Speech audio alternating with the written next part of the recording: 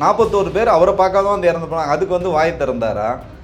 எதுக்குமே வாய் திறக்க மாட்டாருங்க அவரு. தமிழக வெற்றி கழகத்தின் தலைவரோட மனைவி. அப்போ உங்க தலைவருக்கு நீங்க என்ன மரியாதை கொடுக்கீங்களோ அதே மரியாதை நிச்சயமாக அவங்களுக்கு வந்து கொடுக்கணும்.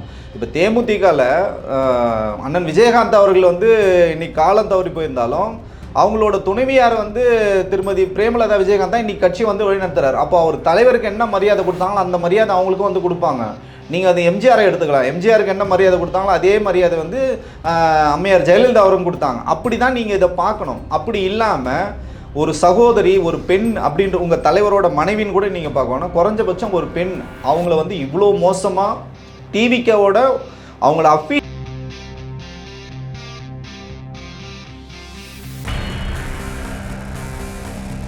தாவேக்கா வந்து ஆதரிக்கின்ற பெய்டு ப்ரொமோஷன் பண்ணுறவங்க இவங்களுக்கெல்லாம் ஒரு ஆடியோ அனுப்புகிறாங்க. அந்த ஆடியோ என்னன்னு பார்த்தீங்கன்னா, அண்ணனை வந்து இன்றைக்கி தஞ்சாவூர் வராரு, முதல் வரிசையில் வந்து பெண்களை நாங்கள் வந்து உட்கார வச்சுருக்கோம். அண்ணன் வந்து ஸ்டேஜ் ஏறின உடனே அவங்க வந்து அண்ணன் வந்து கண் கலங்குவார். உடனே இந்த பெண்கள்லாம் போயிட்டு அண்ணன் கவலைப்படாதீங்கண்ணே, எது விவாகரத்து வழக்குக்காக அண்ணன் நீங்கள் கவலைப்படாதீங்கண்ணே, நாங்கள்லாம் வந்து இருக்கோன்னு சொல்லிட்டு இந்த ட்ராமா வந்து அரங்கேற்றதுக்கான எல்லா வேலைகளும் செஞ்சு வச்சுருக்கும்போது அவர் தஞ்சாவூர் ரீச் பண்ணுறதுக்கு முன்னாடி இந்த ஆடியோ ரீச் ஆகிடுச்சு. இது கட்சியும் கிடையாது, இது ரசிகர் மன்றமும் கிடையாது, இது பார்த்திங்கன்னா ஒரு காவாலி கூட்டம். அப்படி தான் நம்ம சொல்ல வேண்டியிருக்கு. சாலையில் இவர் வராரு, சாலை முழுக்க பார்த்தீங்கன்னா ஒன்வேல வரானுங்க, குறுக்க வரானுங்க, முழுக்க வரானுங்க. சாலையை மறித்து 2 கல்லூரி மாணவர்களுக்கு வந்து பெரிய விபத்து நடந்திருக்கு. அந்த மாணவர் வந்து பார்த்திங்கன்னா உயிருக்கு போராடிட்டு இருக்காரு. அவன் பார்த்தீங்கன்னா கல்லூரிக்கு போகிறேன்னு சொல்லிட்டு கல்லூரியிலேருந்து வந்திருக்கான், வெளியில் வந்திருக்கான். அவங்க அப்பா வந்து கேட்குறாரு, ஐசியூவில் வந்து ரொம்ப மோசமான நிலையில் இருக்காங்க, 48 மணி நேரம் என் பையன் வந்து கெடு கொடுத்துருக்காங்க உயிருக்கு. நான் சொன்னேன், இந்த 52ஓட நிற்கிறோம் நம்ம நினச்சோம், இது தாண்டக்கூடாதுன்னு சொல்லிட்டு தான் இப்போ நம்ம வந்து ப்ரே பண்ணுற ஒரு நிலைமையில் தான் இருக்கும். இவ்வளோ விஷயங்கள் இருந்தாலும் ஒருத்தர் பார்த்தீங்கன்னா ஜாலியாக வந்து ஹாயாக வந்து பேசிட்டு டாட்டா பாய் பாய் சொல்லிட்டு போயிட்டு இருக்குது.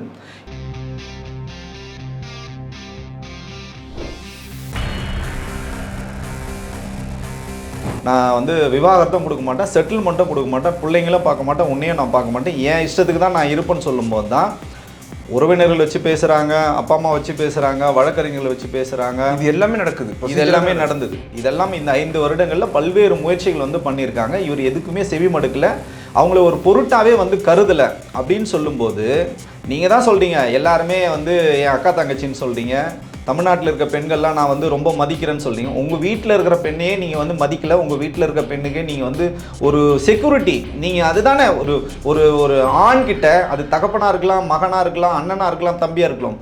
இப்போ அவங்க என்ன எதிர்பார்க்குறாங்க நம்மக்கிட்ட, குறைஞ்சபட்சம் நம்ம வந்து அவங்களுக்கு ஒரு பாதுகாப்பாக இருக்கணும், ஒரு அரணாக இருக்கணும். வீடியோ ஆதாரங்கள், ஆடியோ ஆதாரங்கள், அவங்க எந்த ஹோட்டலில் தங்கினாங்க, எந்த ரூமில் தங்கினாங்க, எப்போ வந்து பே பண்ணாங்க, இது மாதிரி எல்லா தரவுகளும் வந்து அவங்கக்கிட்ட வந்து இருக்குது. இதை வந்து கோர்ட்டில் வந்து அவங்க வந்து ஒப்படைப்பாங்க. அடுத்த மாதம் ஏப்ரல் 20ஆம் தேதி இன் கேமரா ப்ரொசீடிங் வந்து கேட்டிருக்காங்க அவங்க.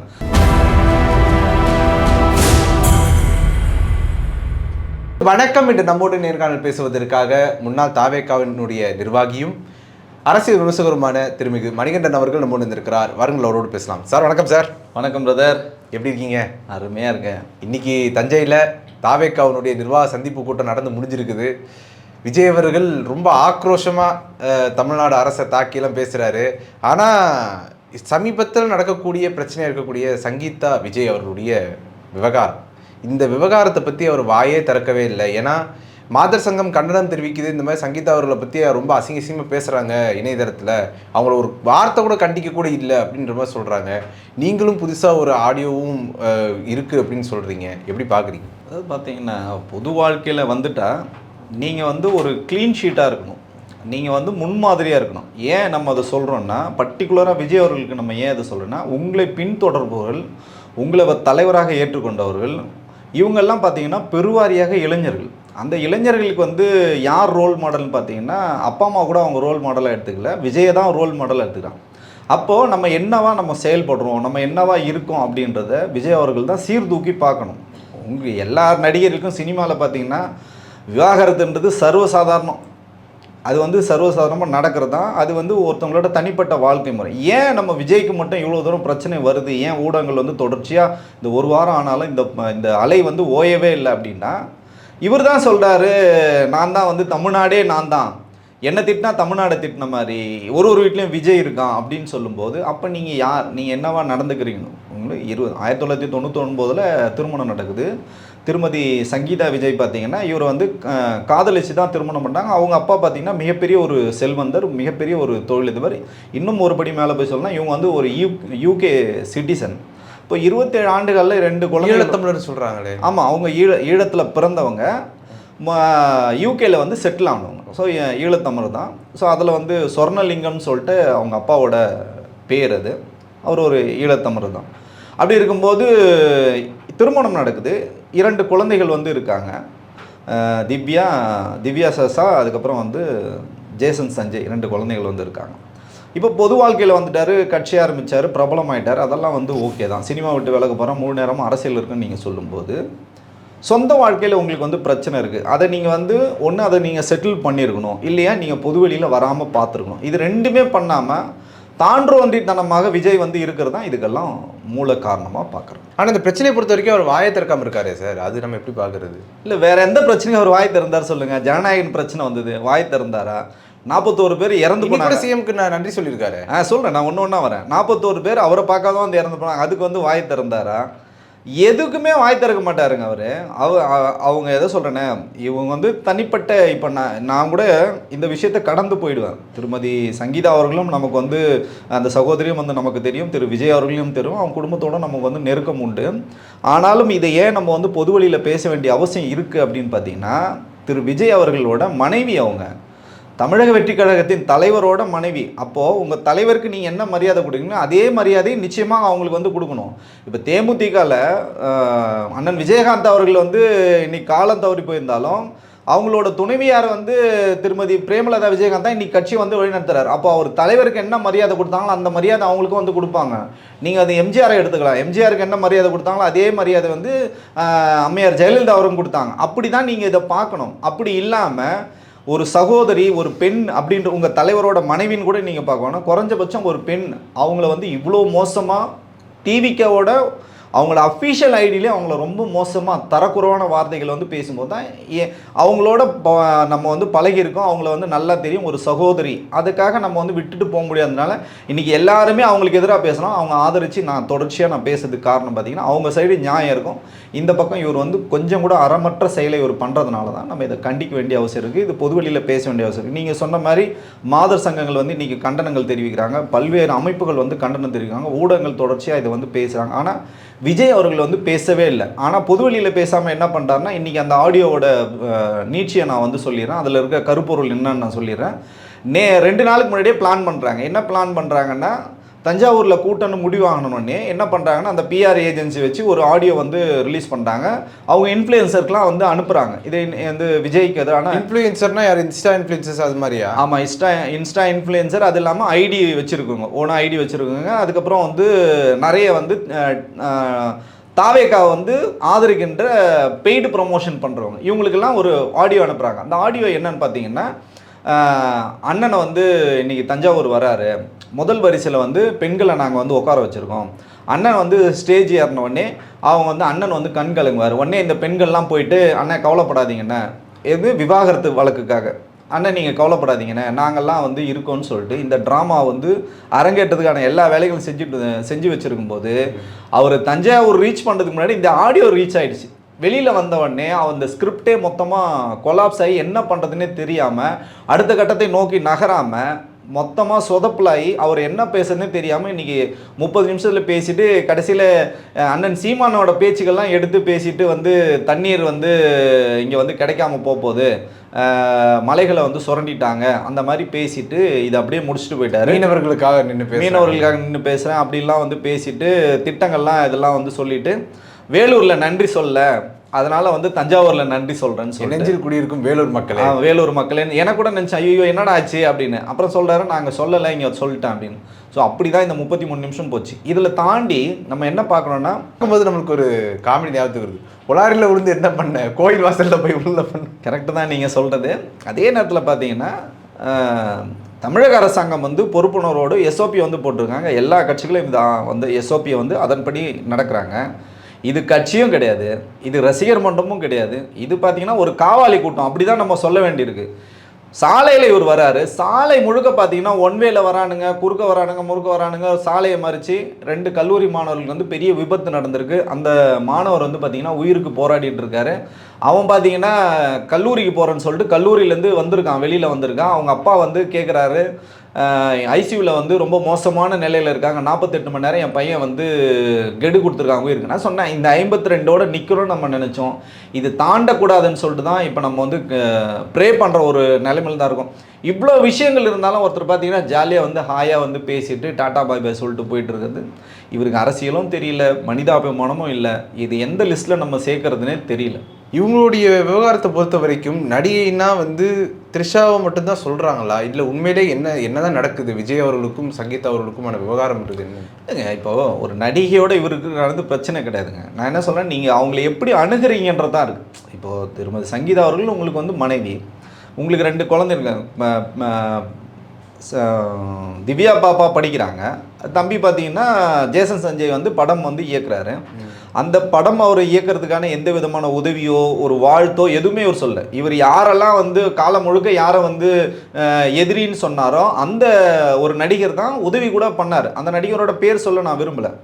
அவர் எங்கே இருக்காரு, நீங்கள் எங்கே இருக்கீங்க? ஒரு தகப்பனா நீங்கள் செய்ய வேண்டிய எந்த வேலைகளும் நீங்கள் செய்யலை, எந்த கடமையும் நீங்கள் செய்யலை. சரி, ஓகே, பிள்ளைங்களுக்கு தான் நீங்கள் வந்து செய்யலை.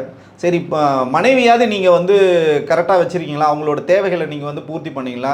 நீங்கள் அந்த ஒரே குடும்பத்தில் இருந்துட்டு ஒரே வீட்டில் இருந்துக்கிட்டு இவங்களை மென்டல் டார்ச்சர் 5 வருஷமாக பண்ணியிருக்காரு. நீ வீட்டை விட்டு வெளில போகக்கூடாது, நீ எந்த பொது நிகழ்வுக்கும் போகக்கூடாது அப்படின்னு சொல்லி அவங்கள வந்து அடைச்சி வச்சுருக்காரு வீட்டுக்குள்ளே. இந்த பக்கம் பார்த்தீங்கன்னா அப்பா அம்மாவை எதுக்குமே வந்து டச்சே கிடையாது, எதுக்குமே கூப்பிட்றது இல்லை. அவங்களோட எந்த ஒட்டும் கிடையாது, உறவும் கிடையாது. பார்த்தீங்கன்னா ஒரு செட் ப்ராப்பர்ட்டி மாதிரி இவங்க ஏதாவது தேவைன்னா கட்சி நிகழ்ச்சிக்கு மட்டும் அவங்கள கூட்டின்னு வந்து போட்டு திருப்பி குப்பை மாதிரி மூலையில் தூக்கி போடுது. இதுதான் உங்களுக்கு வந்து ரோல் மாடலா? நீங்கள் தான் இந்த விஜய் தான் வந்து ஒவ்வொருத்தர் வீட்டுக்குள்ளே இருக்காங்க, அப்படி ஒரு கன்றாவி எங்களுக்கு தேவையே இல்லைன்னா நீங்கள் பொதுமக்கள் வந்து பேசுகிறாங்க. நீங்கள் அவரோட பயணிச்சிருக்கிறீங்க, இன்றைய காலகட்டத்தில் இப்படி அவர் கன்றாவின்னு அப்படின்னு நீங்கள் சொல்கிறீங்க இல்லைங்களா? அது ஒரு காரணம் என்ன? எங்கே ஒரு தலைவராக நடந்துக்கிட்டார்? நீங்கள் தானே சொல்கிறீங்க உச்சத்தில் இருந்தால் உச்சத்தை விட்டு வந்துட்டேன், மக்களோட இருப்பேன்னு சொல்கிறீங்களே. எந்த மக்களோட நின்னீங்க நீங்கள்? ஏங்க உங்கள் குடும்பத்தோட இல்லை, அப்பா அம்மாவோட இல்லை, குழந்தைகளோட இல்லை, அப்போ நீங்கள் யாரோட இருந்திருக்கணும்? தொண்டர்களோட இருந்திருக்கணும்ல. குறைஞ்சபட்சம் பனையூர் அலுவலகத்திலே நீங்கள் படுத்து கிடந்திருக்கணும்ல. பனையூரும் நீங்கள் வரமாட்டீங்க, தொண்டர்களுக்கு வந்து பார்க்க வரமாட்டீங்க, உன் தொண்டை வந்து பார்க்க வந்தாலும் வரமாட்டீங்க. உனக்காக வந்து செத்து போன 41 பேரை நீங்கள் பார்க்கணும்னா 4 நாள் கழிச்சு ஒரு வீடியோ போடுவீங்க. அதுக்கப்புறம் பார்த்தீங்கன்னா அவங்கள நட்சத்திர விடிக்கு வர வச்சு தான் பார்ப்பீங்க. உங்கள் வாழ்க்கையை எப்படி இருக்குங்க? கூத்தும் கும்மாளமாக தானே இருக்குது. முழு நேரமாக நீங்கள் வந்து ஒரு மயக்க நிலையில் இருந்தீங்கன்னா இதெல்லாம் நடக்கிறது உங்களுக்கு எப்படி தெரியும் சொல்லுங்கள்? இதை தானே நம்ம கேட்குறோம். நம்ம வந்து அவர் தனிப்பட்ட வாழ்க்கையை நம்ம வந்து விமர்சிக்கல. நீங்கள் தானேங்க சொல்கிறீங்க 60 நாளில் முதலமைச்சராக போகிறேன்னு. அந்த 60 நாள் இப்போ 30 நாளாக குறைஞ்சிச்சு. 30 நாளில் முதலமைச்சராக போகிறேன்னு சொல்லிட்டவங்க மக்களுக்காக நீங்கள் எந்த போராட்டம் பண்ணீங்க? எங்களுக்காக மக்களுக்கு சரி, உன் தொண்டனுக்காக நின்னியா? எதுக்காகவே நிக்கல ஒருத்தர். அப்போ இங்க ஒரு அரசியல் களம் இருக்குல்ல, நமக்கு ஒரு போராட்ட களம் இருக்குல்ல, ஒரு போராட்ட வரலாறு இருக்குல்ல. தமிழ்நாடு வந்து எளிதா வந்து இங்க வந்து வந்திருக்கா? இவ்வளவு முன்னேறிய மாநிலம் இன்னைக்கு வந்து உலகத்துல வந்து போட்டி போடுறோம். இந்தியாவை தாண்டி நம்ம உலகத்தோட நம்ம போட்டி போடுற அளவுக்கு இன்னைக்கு ஒரு அரசாங்கம் இங்க நடந்துட்டு இருக்குல்ல. 75 ஆண்டு காலம் வந்து திமுக வந்து இன்னைக்கு மாநில சுயாட்சி வந்து தூக்கி பிடிக்குது இல்ல. 75 ஆண்டு காலம் எந்த கட்சி இன்னைக்கு உயிர்ப்போட இருக்கு இந்தியாவில் சொல்லுங்க பார்ப்போம்? எதுவுமே இல்லைங்க. இப்போ ஒன்றும் இல்லைங்க, இன்னைக்கு வந்த அரவிந்த் கெஜ்ரிவால் அவர்களை ஆம் ஆத்மி வந்து ஒரு பொய்யான குற்றச்சாட்டை சொல்லி கிட்டத்தட்ட 500 நாட்கள் மேல வந்து சிறைச்சாலையில் வச்சாங்க. எந்த விதமான குற்றச்சாட்டும் இல்லை. இன்னைக்கு வெளில வந்துட்டாரு. சுப்ரீம் கோர்ட் கண்டம் பண்ணுதுங்க. இன்னைக்கு அரசியல் எப்படி இருக்கு? அப்படிலாம் இன்னைக்கு கஷ்டப்பட்டு வந்துரு. நீங்க எந்த கஷ்டமும் படாம நேரடியா வந்து சினிமால இருந்து கோடம்பாக்கத்துல நேரா நான் கோட்டைக்கு போயிடுவேன்னா அப்போ உங்களோட வாழ்க்கையில இங்க எங்கேயாவது டிரான்ஸ்பரன்சி இருக்கா? நேர்மை இருக்கா? இதை தானே நம்ம கேட்கணும். இது ஒரு அரசியல் நான் வந்து மாணவனாக நான் கேட்குற வேண்டிய அவசியம் இருக்குது. விஜயோடும் நான் பயணப்பட்டிருக்கேன், அவங்க கட்சியிலும் நான் பயணப்பட்டிருக்கேன். அரசியலுக்காக நாங்கள் பல்வேறு வழக்குகள் வாங்கியிருக்கேங்க. 100கணக்கான வழக்குகள் நாங்கள் வாங்கியிருக்கோம். ஜல்லிக்கட்டுக்கு விஜயை நான் தான் கூப்பிட்டு வந்திருக்கேன், அனிதா வீட்டுக்கு நாங்கள் தான் கூப்பிட்டு போயிருக்கோம், தூத்துக்குடிக்கு நாங்கள் தான் அப்போ உங்களை ஒரு பொறுப்பான தலைவனாக மாற்றுறதுக்கு அரசியல் கட்சி ஆரம்பிக்கும் நாங்கள் இவ்வளோ களப்பணிகள் செஞ்சுருக்கோம்ல. நீங்கள் கட்சி ஆரம்பித்து ஏதாவது ஒரு வேலை செஞ்சேன்னு சொல்லுங்கள் பார்ப்போம். இப்போ இருக்கிறவங்க விஜய் வந்து சரியான பாதையில் வந்து நகர்த்திட்டு போனாங்களான்னு சொல்லுங்கள். இந்த எந்த விதமான பணிகளும் நடக்கலான்றதுக்காக நான் தாவேக்கா விட்டு வெளியில் வரேன். கொஞ்சம் கொஞ்சமாக எல்லாத்தையும் இப்போ சரி பண்ணி தானே இருக்காங்க. இப்போ முதல்ல கூரை போடலன்னு சொன்னாங்க, இப்போ கூரை ஒழுங்காக போட்டுருக்காங்க. சேர் போடலன்னு சொன்னாங்க, ஒழுங்காக சேர் போட்டுருக்காங்க. அப்படி கொஞ்சம் கொஞ்சமாக மாற்றிட்டு வர்றாங்க. இவர் மாற்றினாரா? எஸ்ஓபி போட்டாங்க. எஸ்ஓபி போட்டாதான் உங்களுக்கு வந்து எஸ்ஓபியில் வந்து சொன்னாங்க நீங்கள் மேற்கூரையும் கீழே சேரும் போட்டாதான் உங்களுக்கு அனுமதின்னு சொன்னதுனால போடுறீங்க. நீங்களாம் முன் வந்து போட்டிங்களா? ஏன் நீங்கள் ஒரு முன்னுதாரணமாக நீங்கள் போட வேண்டியது தானே? இப்போ கூட ஏன் சுருக்குறீங்க? அந்த கூட்டத்தை வந்து 4999 எதுக்கு சுருக்குறீங்க? திமுக கூட்டம் நடக்குதுங்க, லட்சக்கணக்கான மாணவர்களை வச்சு நடத்துறாங்க, இளைஞர்களை வச்சு நடத்துறாங்க, பெண்கள் மாநாடு நடக்குது, எல்லா இடத்துலையும் அவங்க வந்து போட்டுட்டு தானே இருக்காங்க. நாம் தமிழர் கூட்டம் இப்போ நடந்தது போட்டாங்களே, ஏதாவது ஒரு உயிர் இருப்பதா, ஒரு விபத்துன்றது நம்மளால வந்து நடக்குங்க, அதை வந்து நம்ம கையில் இல்லை. ஆனால் இந்த விபத்து பார்த்தீங்கன்னா ரோட்ல தாறுமாற ஒரு வண்டியில் 5 பேர் போறானுங்க, காவல்துறை அவங்கள கட்டுப்படுத்தவே முடியல. ஏன்னா இதெல்லாம் ஜோம்பி கூட்டமா நீங்க யார் வளர்த்து வச்சிருங்க? விஜய் தான் வளர்த்து வச்சிருக்காரு. இது வந்து இதை தான் நம்ம வந்து கண்டிக்கிறோம். இதுதான் அரசியல் தெரியலன்னு சொல்றோம். இந்த மாதிரி காழ்ப்புணர்வு அரசியல் பண்ணாதீங்கன்னு தான் சொல்லணும். இப்போ விஜய் அவர்களுடைய இந்த விவாகரத்து விஷயம் பொறுத்த வரைக்கும் எப்படி போகும் அப்படிங்கிறது தெரியல. ஏன்னா ஒரு பக்கம் தேர்தல் நெருக்கடி அப்படிங்கிறது ஒரு பக்கம் இருந்தாலும் கூட அவர் கோர்ட்டில் ஆஜராக வேண்டிய சூழல் வரும். அப்போ அப்படி இருக்கையில் வந்து சங்கீதா அவர்களும் நிறைய ஆதாரங்கள் வச்சிருக்கிறதாவும் சொல்கிறாங்க. உண்மையிலேயே விஜய் சம்பந்தமான ஆதாரங்கள் நிறைய இருக்குதா, இல்லை அவங்க எப்படி எப்படி பார்க்குறது? நம்ம அதை பார்த்தீங்கன்னா இது குடும்பத்துக்குள்ளே நடந்து முடிய வேண்டிய ஒரு விஷயத்தை யார் பொதுவெளிக்கு எடுத்துகிட்டு வந்தாங்க பார்த்தீங்கன்னா திரு விஜய் அவர்கள் தான். அவர் தான் வந்து இப்போ சொல்கிறாரு, நீ என்ன வேணாலும் பண்ணிக்க, உனக்கு வந்து நான் வந்து விவாகரத்தும் கொடுக்க மாட்டேன், செட்டில்மெண்ட்டும் கொடுக்க மாட்டேன், பிள்ளைங்களும் பார்க்க மாட்டேன், உன்னையும் நான் பார்க்க மாட்டேன், என் இஷ்டத்துக்கு தான் நான் இருப்பேன்னு சொல்லும்போது தான் உறவினர்கள் வச்சு பேசுகிறாங்க, அப்பா அம்மா வச்சு பேசுகிறாங்க, வழக்கறிஞர்களை வச்சு பேசுகிறாங்க. இது எல்லாமே நடக்குது. இது எல்லாமே நடந்தது. இதெல்லாம் இந்த 5 வருடங்களில் பல்வேறு முயற்சிகள் வந்து பண்ணியிருக்காங்க. இவர் எதுக்குமே செவி மடுக்கலை, அவங்கள ஒரு பொருட்டாவே வந்து கருதலை அப்படின்னு சொல்லும்போது நீங்கள் தான் சொல்கிறீங்க எல்லாருமே வந்து என் அக்கா தங்கச்சின்னு சொல்கிறீங்க, தமிழ்நாட்டில் இருக்க பெண்கள்லாம் நான் வந்து ரொம்ப மதிக்கிறேன்னு சொல்கிறீங்க. உங்கள் வீட்டில் இருக்கிற பெண்ணையே நீங்கள் வந்து மதிக்கலை, உங்கள் வீட்டில் இருக்க பெண்ணுக்கே நீங்கள் வந்து ஒரு செக்யூரிட்டி, நீங்கள் அதுதானே ஒரு ஒரு ஒரு ஆண்கிட்ட, அது தகப்பனாக இருக்கலாம், மகனாக இருக்கலாம், அண்ணனாக இருக்கலாம், தம்பியாக இருக்கலாம், இப்போ அவங்க என்ன எதிர்பார்க்குறாங்க நம்மக்கிட்ட, குறைஞ்சபட்சம் நம்ம வந்து அவங்களுக்கு ஒரு பாதுகாப்பாக இருக்கணும், ஒரு அரணாக இருக்கணும். இப்படி தானே வந்து எல்லாருமே வந்து வீட்டில் வந்து பெண்கள் வந்து பார்ப்பாங்க. இதெல்லாம் நீங்கள் சப்போர்ட் பண்ணால் மட்டும்தானே அவங்க இதெல்லாம் ஓவர் கம் பண்ணி வாழ்க்கையில் வந்து ஜெயிக்க முடியும். அப்போது நீங்கள் எவ்வளோ அடிமைத்தனமாக அவங்கள வச்சுருக்கீங்க, நீங்கள் எவ்வளோ காழ்ப்புணர்ச்சி அவங்கள நடத்திருக்கீங்க, நீங்கள் எவ்வளோ மோசமாக அவங்கள வந்து அரகண்டாக அவங்கள வந்து நடத்திருக்கீங்க, எவ்வளோ வன்முறை, குடும்ப வன்முறை நீங்கள் வந்து பண்ணியிருக்கீங்க. அப்போ நீங்கள் தலைவர்னு சொல்கிறதுக்கு என்ன தகுதி இருக்குன்னு நம்ம வந்து சொல்கிறோம். அதே மாதிரி பார்த்தீங்கன்னா சகோதரி சங்கீதா அவர்கள் இப்போ கோர்ட்டுக்கு போக வேண்டிய நிலைமை எதனால் வந்ததுன்னா, நீங்கள் எதுவுமே ரெஸ்பான்ஸ் பண்ணல, உன்னால் முடிஞ்சதை நீங்கள் பார்த்துன்னு சொன்னால். அதே மாதிரி அந்த நடிகை அவங்க அதெல்லாமே சொல்லியிருக்காங்க. அந்த நடிகை வந்து இவரோட தனிப்பட்ட புகைப்படங்களை வந்து போடுறாங்க, அவங்க 2 பேரும் வந்து ஜாலியாக ட்ரிப்பு போகிறாங்க, ஒரு நடிகையோட திருமணத்துக்கு போகிறாங்க, வெளிநாடுகளுக்கு போகிறாங்க, அதெல்லாம் வந்து அவங்க பொதுவெளியில் வந்து வெளியிடுறாங்க. குறைஞ்சபட்சம் அதையாவது இவர் வந்து தடுத்துருக்கணும். அவங்க இவங்களை பார்த்தீங்கன்னா மனதளவில் வந்து பாதிக்க வைக்கிறார். பார்த்தியா, நான் அந்த நடிகையோட இருக்கேன், அந்த புகைப்படம் வெளியில் வந்திருக்கு, அதை பார்த்து நீ வந்து புழுங்கி செத்துப்போன்னு சொல்லிட்டு, அது என்ன மாதிரி ஒரு நாசிஸ்ட் மனநிலை நீங்கள் வந்து கற்பனை பண்ணி பாருங்களேன், அது எப்படி இருக்கும். ஸோ அவங்க வந்து போகிறாங்கன்னா, இப்போ நான் வந்து ஓப்பனாக சொல்கிறேன், எனக்கு தெரிந்த ஒரு டிடெக்டிவ் ஏஜென்சி தான் இந்த ஆதாரங்கள், அதில் வீடியோ ஆதாரங்கள், ஆடியோ ஆதாரங்கள், அவங்க எந்த ஹோட்டலில் தங்கினாங்க, எந்த ரூமில் தங்கினாங்க, எப்போ வந்து பே பண்ணாங்க, இது மாதிரி எல்லா தரவுகளும் வந்து அவங்கக்கிட்ட வந்து இருக்குது. இதை வந்து கோர்ட்டில் வந்து அவங்க வந்து ஒப்படைப்பாங்க. அடுத்த மாதம் ஏப்ரல் 20ஆம் தேதி இன் கேமரா ப்ரொசீடிங் வந்து கேட்டிருக்காங்க. அவங்க திரு விஜய் அவர்கள் வந்து நேரடியாக வந்து உட்கார வச்சு பேசணும்னு சொல்லிட்டு அவங்க வந்து கேட்டிருக்காங்க. ஸோ அப்போ வந்து நீங்கள் சொல்கிற மாதிரி இன்னும் வந்து அவருக்கு வந்து நெருக்கடி வரலாம். ஆனால் விஜய் அவர்கள் வந்து இந்த கீழ்த்தரமான வேலை செய்கிறத பார்த்தீங்கன்னா, இவரோட மனைவியை பற்றி இவரே வந்து சொந்த ஐடி தாவேகாவோட ஐடியில் வச்சு எழுதுறது, இது தொடர்ந்ததுன்னா அவங்கள பற்றி இன்னமும் தரக்குறைவாக நீங்கள் பேசுனீங்கன்னா, இந்த ஒரு நடிகை மட்டும் கிடையாது, இன்னும் பல பேரோட அவருக்கு வந்து நெருக்கம் இருக்குது. அதை அவங்க வந்து வெளியிடும். ஒரு நடிகை இல்லை, வேறு நடிகைகளோடையும் தெரியாத மாதிரியே நீங்கள் கேட்குறீங்களா? அதுவே பொதுவெளியில் வந்திருக்கு. எந்த நடிகையோட இவர் வந்து திருமணத்துக்கு போனார் கொண்டு எல்லாருக்குமே இன்னைக்கு தெரியும். நீங்கள் கோடம்பாக்கம் பக்கத்தில் தான் இருக்கீங்க, கோடம்பாக்கத்தில் விசாரிச்சிங்கன்னா உங்களுக்கு வந்து தெரியுவாங்க. நம்ம அதுக்குள்ளே போகவில்லை. குறைஞ்சபட்சம் சுய ஒழுக்கம், சுய கட்டுப்பாடு, நீங்கள் தொண்டர்களை மதிக்கின்ற குணம், பொதுமக்களை வந்து நீங்கள் எப்படி டீல் பண்ணுறீங்க, இதை வச்சு தான் உங்களோட அரசியல் வாழ்க்கை அடுத்த கட்டத்தை நோக்கி நகரும். சங்கீதா அவர்களுடைய இந்த வழக்கு போகிறதுக்கு பின்னாடி திமுக தான் இருக்குது. எப்படி டிசம்பரில் வழக்கு போட்டது வந்து இப்போ வருது விஷயம் அப்படின்ற மாதிரிலாம் சில பேர் கேட்குறாங்க. அவங்களுக்கு ஒன்று பதில். சரி, 1999 திருமணம் நடக்குது, காதலிச்சு திருமணம் பண்ணுறாங்க. சங்கீதா அவர்களை வந்து காதலிக்க சொல்லி விஜய்கிட்ட வந்து திமுக தான் சொல்லிச்சா, இல்லை 99 இவங்களுக்கு திருமணம் ஆச்சு, திமுக தான் வந்து திருமணம் பண்ணி வச்சாங்களா? இவர் வந்து வேற ஒரு நடிகையோட திருமணத்துக்கு மீறிய உறவில் வந்து இருக்காரு. அந்த நடிகை வந்து திமுக தான் போய் விஜயை வந்து அந்த நடிகையோட வந்து திருமணத்துக்கு மீறிய உறவில் இருங்கன்னு திமுக சொல்லிச்சா? 5 வருஷமா இவங்களை வந்து வீட்டுக்குள்ளே வச்சு அடைச்சி வச்சாரு, அதை திமுக தான் விஜய் கிட்ட போய் சொல்லிச்சா? உங்கள் மனைவியை வீட்டுக்குள்ளே போட்டு அடைச்சிருங்க விஜய், அவங்களுக்கு சோறு தண்ணி கொடுக்காதீங்க விஜய், அவங்க கார் சாவியை கூட கொடுக்காதீங்க விஜய், அவங்களுக்கு எந்த விதமான பணமும் கொடுக்கான்னு சொன்னாங்களா? விஜயோட பிள்ளைங்கிட்ட போயிட்டு அவங்க அப்பா வந்து உங்களுக்கு ஸ்கூல் ஃபீஸே கட்ட மாட்டார், காலேஜ் ஃபீஸே கட்ட மாட்டார், உங்களை படிக்கவே மாட்டான்னு சொன்னாங்க. இதெல்லாம் எவ்வளோ அற்பத்தனமாக இருக்குங்க. இதெல்லாம் கற்பனை கூட நம்ம வந்து பண்ண முடியும். இதெல்லாம் பண்ணவர் திருவாளர் விஜய் அவர்கள். திமுக எங்கேருந்து வந்தது? கோர்ட்டுக்கு போனது நீ தான் வந்து சொல்லியிருக்க. நீ கோர்ட்டுக்கு போ, கோர்ட்டில் போய் பார்த்துக்க, உன்னால் என்ன முடியுமோ பார்த்துக்கன்னு சொல்லிட்டு அவ்வளோ வந்து திமிர்த்தனமாக பேசுனது விஜய். இன்றைக்கி அவங்க கோர்ட்டுக்கு போயிட்டாங்கன்னு திமுக தான் வந்துன்னா, ஏங்க அந்த ஆடியோலாம் வந்துட்டு இருக்குங்க. நீங்கள் வந்து இன்றைக்கி திமுக தான் சதி பண்ணுச்சுன்னு சொல்லுங்கன்னு சொல்லிட்டு பிஆர் ஏஜென்சி பேசுன அந்த ஆடியோக்கள்லாம் இன்றைக்கி இன்ஃப்ளூயன்சர்லாம் வந்து பொதுவெளியில் வெளியிட்டு இருக்காங்க. அதெல்லாம் வந்திருக்கு. இதுதான் நம்ம சொல்கிறோம், திருப்பி நம்ம சொல்கிறோம், திமுகவோ சரி, தமிழக காவல்துறையோ சரி, இந்த சம்மந்தப்பட்ட நபர்கள் மேலே கடுமையான நடவடிக்கை எடுக்கணும். ஏன்னா இன்றைக்கி ஒரு பெரிய பிரபலம், ஒரு பெரிய நடிகரோட மனைவி, ஒரு தலைவரோட மனைவி, இவங்களுக்கே இந்த மாதிரி நிலைமைன்னா பொதுவெளியில் எத்தனையோ குடிகாரனை கல்யாணம் பண்ணிட்டு இருக்கு குடும்பம் நடத்துகிற சகோதரிகளோட நிலைமெல்லாம் நீங்கள் என்னன்னு யோசிச்சு பாருங்களேன். மேட்டுக்குடியில் இதெல்லாம் சர்வசாதாரணம் நடக்கும், நம்ம வந்து கடந்து போக முடியாது. ஆனால் அவங்க பொதுவெளியில் அவங்க புகைப்படத்தை வந்து பயன்படுத்தி அவங்கள வந்து தரக்குறைவான கண்ணியக்குறைவான வார்த்தைகளை வந்து பயன்படுத்தும் போது சட்டத்தின்படி அவங்க வந்து தண்டிக்கப்படணும். இது டிவிக்கில் எத்தனை ஐடி இருந்தாலும் சரி, இது எவன்லாம் பண்ணாலும் சரி, அவங்கெல்லாம் கண்டிப்பாக வந்து ஆக்ஷன் எடுக்கும். உங்களுடைய நேரத்தை ஒதுக்கி எங்களோட கருத்தில் வந்தமைக்கு நன்றி சார். நன்றி.